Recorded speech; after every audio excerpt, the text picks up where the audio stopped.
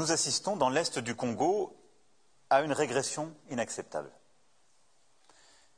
L'offensive en cours de la milice M23, sous sanction du Conseil de sécurité, est une guerre qui nous ramène 10 ans en arrière.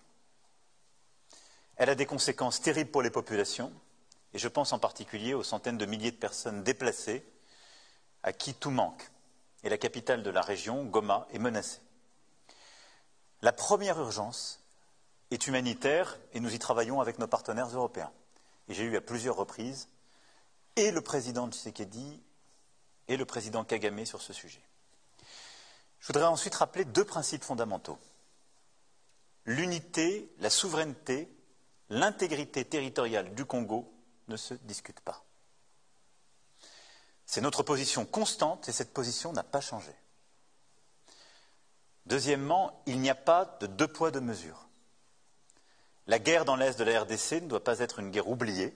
Et c'est pourquoi j'ai passé autant de temps à parler avec chacun des acteurs et surtout que notre politique est de soutenir sans relâche le cadre des discussions que le Kenya et l'Angola ont mis en place. Et j'ai pu d'ailleurs aussi échanger avec les 2 présidents pour soutenir les médiations régionales qui se sont déployées.